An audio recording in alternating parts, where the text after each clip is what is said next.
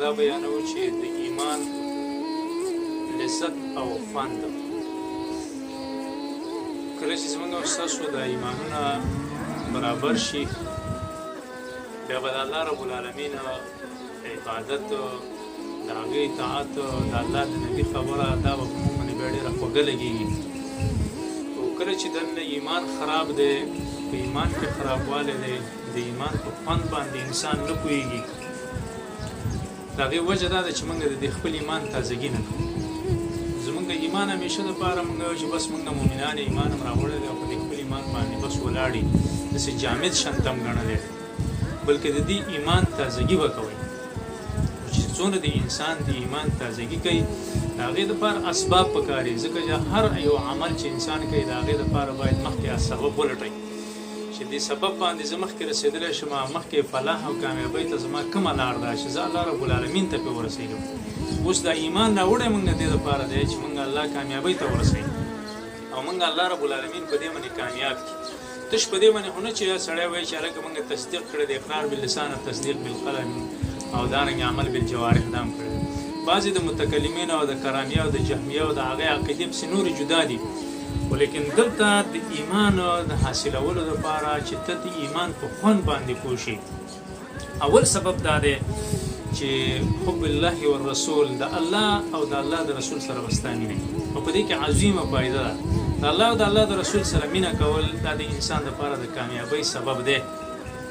ځکه الله رب العالمین دې ته اشاره کړې ده چې څوک د محمد رسول الله او د الله تابعداري وکړي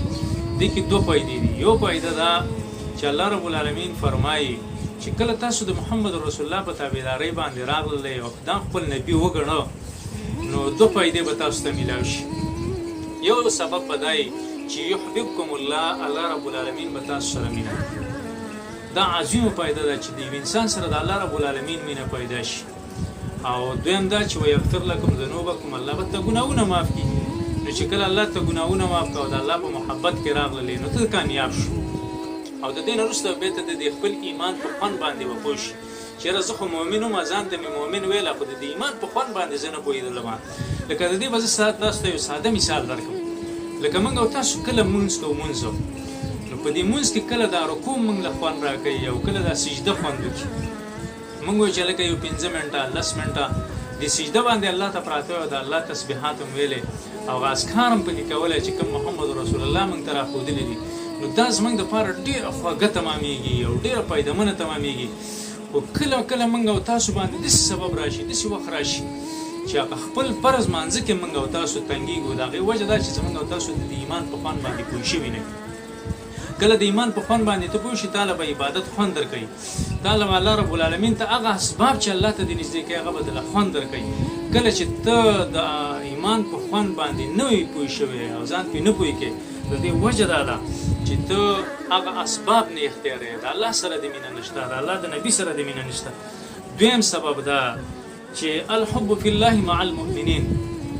د الله رب العالمین د رضا دپاره به د یو مؤمن سره مینه کوي د مؤمنان سره به د مینه د الله د رضا دپاره نه د دنیا د مقاصدو دپاره نه د اعراضو په خاطر باندې نه د دنیا په خاطر باندې بلکې یوازې دا به وایي چې دا د الله رب العالمین بنده دی مؤمن دی او زه سره د دې ایمان په وجه باندې مینه کوم دریم دا چې کراهیت الکفر دا کفر به نه خوښوي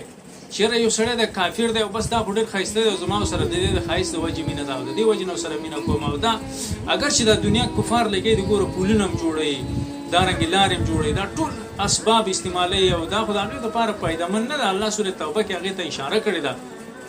چې ثم تكون عليهم حسره بیا به دوی په دې خپلو پیسو لګولو او په دې خپلو کوښښونو او جهد پسې ارمانونه کوي چې دا ولې دا موږ بې ځایه لګولي دي موږ خو هغه چا ته عقلمن انسان ویو چې هغې د دنیا دپاره ایټمونه جوړ کړو وسلې پیدا کړې دا یې وکړو دا یې وکړو هغه چا ته عقلمن نه ویو موږ هغه موږ او تاسو په خپل عقل کې کمزوری ګڼلی چې هغه مؤمن وي او هغې دا ایمان خپل جوړ کړی په الله رب العالمین سره ایمان راوړی او په هغې باندې ځان پوه کړی په دې خپل ایمان باندې څلورم سبب هغه دا دی چې انسان د رب العالمین په ربوبیت او په دین اسلام باندې راضي شي چې الله زما رب دی ځکه ارباب ډېر دي چا څوک د یو شي عبادت کوي څوک د بل شي لکه مخکنۍ امتونو به د ډېرو شیونو عبادت کوو چا د لات چا د عزا چا د منات عبادت کوو بیا دارنګې دا شرکونه رانقل شو په مختلفو نومونو باندې، یو نوم بل نوم باندې نظرونه غیر الله ته پکې پیښ شو. دارنګې اسلام به خپل دین ګڼي او د محمد رسول الله به د الله نبي ګڼي چې دا د الله حق نبي دی. دته خبره په ډیره وزنی ګڼي په خپل ځان باندې چې دا د الله د نبي خبره ده. زه څنګه سپکه وګڼم؟ زه د محمد رسول الله خبره ولې کمزورې دی او چا په شان کې وګڼم؟ بلکې د الله د نبي خبرې له ډېر قدر ورکړي